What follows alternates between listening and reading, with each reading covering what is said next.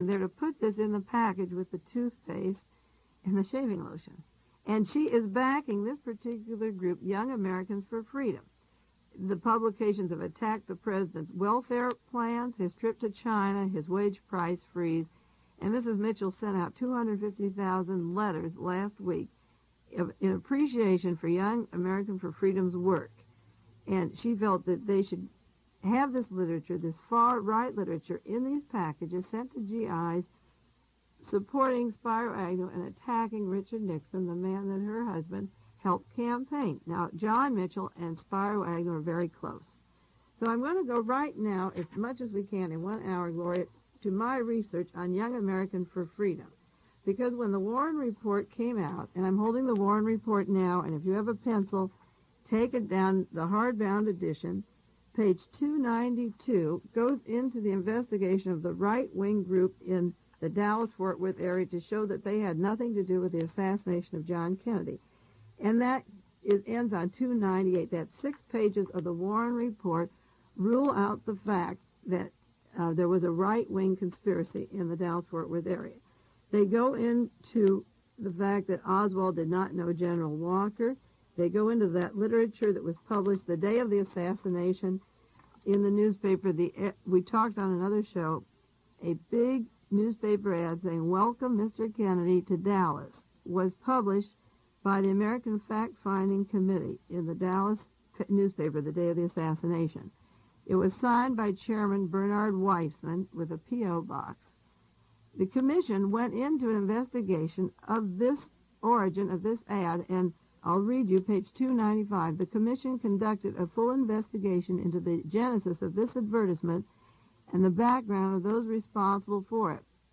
3 of the 4 men chiefly responsible, Bernard Weissman, William Burley, and Larry Schmidt, served in the U.S. Army in Munich, Germany in 1962. End the quote here. I'm interposing. They do not mention the name Larry Jones at all. There's 4 men. They mentioned 3 of them. The Warren Report goes on. Quotes. This is page 295.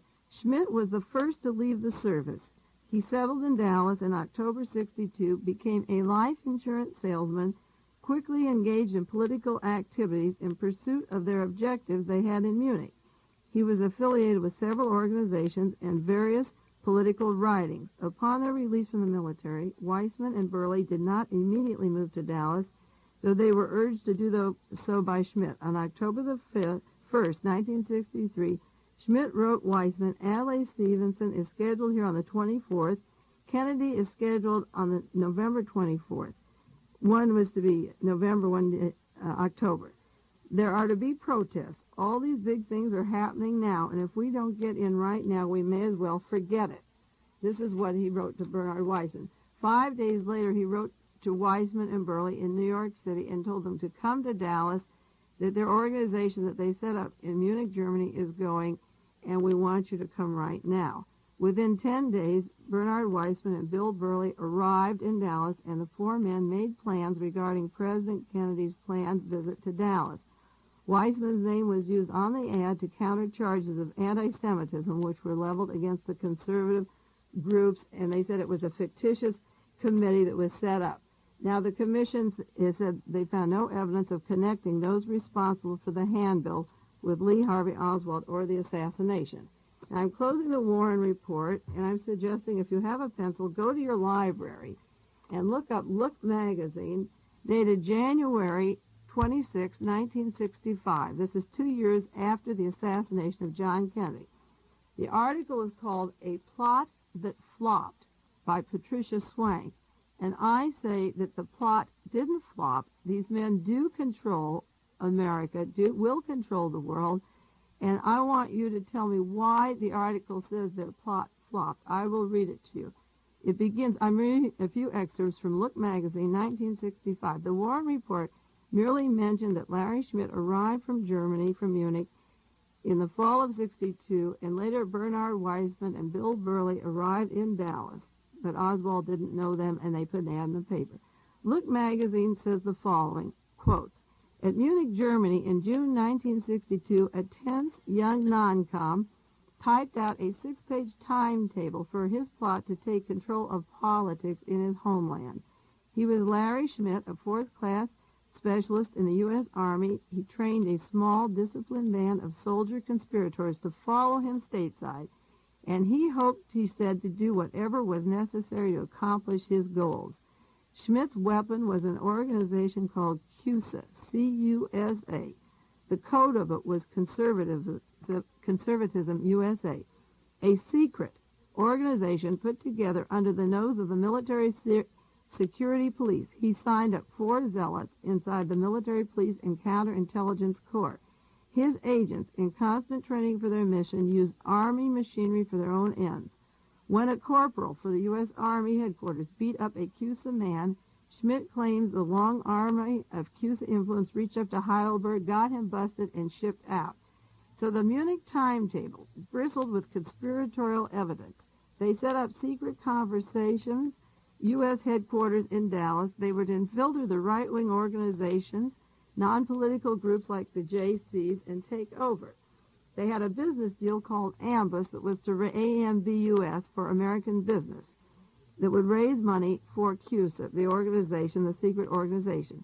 Their goal was by January 1969 to have a conservative president sitting in the White House.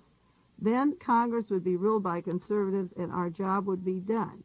What happens at that time we're not thinking about, but we'll all be in control. Schmidt arrived in Dallas on schedule. He went right to work for the National Indignation Convention. Now, there's a National Indignation Committee whose headquarters were on Commerce Street, just a few blocks from Ruby, Jack Ruby. These men had foreknowledge of the assassination. They had weapons. They stockpiled weapons for the Minutemen, the National Indignation Committee. This is called the National Indignation Convention. They switched their work to the Young Americans for Freedom. They were still going strong the day that John Kennedy was shot. They had put the notice in the newspaper about Welcome Mr. Kennedy. Look magazine mentioned it. But Schmidt said the Stevenson incident launched him into politics. Still, the Fuhrer over the ad, over the day that Kennedy was killed, it had the black border on. They thought about death. But Schmidt went on in 1965 and said he thought that increased in influence and widened his power base. He got a job with the Dallas ad agency that handles conservative political campaigns, works there as a paid worker. He did a very fine job until the Warren Commission uncovered part of the CUSA plot. Now, the Warren Commission didn't even go into the CUSA plot. They published letters that I'm going to read on the air that have never been read on the air of these men that were marked secret or destroy. The FBI did procure some of these, but it didn't do a thing to stop the men's power. Now, Larry Schmidt said, he says it's a shame that a lot of people, goes on to say, his drive for zeal and power are not inhibited by the restraints many of us take for granted. We expected a showdown between communists and Nazis on the one hand and CUSA on the other. He says, don't misunderstand me. I'm no Oswald or Ruby, and I'd never harm anyone. I'm a sane, rational, patriotic, law-abiding citizen. Larry Schmidt said about himself in 1965, don't understand me. I'm sane, rational, patriotic, law-abiding. End quotes. I'm going back into the testimony when Jack Ruby was interviewed by the Warren Commission and took a polygraph test. Volume 14, page 557. Arlene Specter of the commission staff, a lawyer, said, Mr. Tannehill, do you have any other questions you would like to have asked? Joe Tannehill is a wealthy lawyer in the Southwest who was with Ruby all the time, who was in on the polygraph test. And Tannehill said, I think it has been very, very comprehensive. Jack protested about the ad that was insulting President Kennedy. He protested because he's a 100 patriotic American citizen, and he is still telling the truth. And he's talking about the name on the box that upset him, the Bernard Weissman in that ad that day. And he wanted to do something about that ad because Ruby is a 100% patriotic American citizen, and he would be telling the truth. So Alexander, the police chief in the Dallas-Fort Worth area, said to Ruby, are you a police character? And this for the polygraph test, and Ruby said no. So John Tannehill said, are you a 100% patriotic American citizen? And Alexander, the district attorney, said, are you a law-abiding citizen?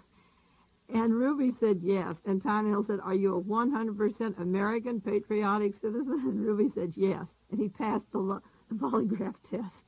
So this is volume 14, 506, page 567.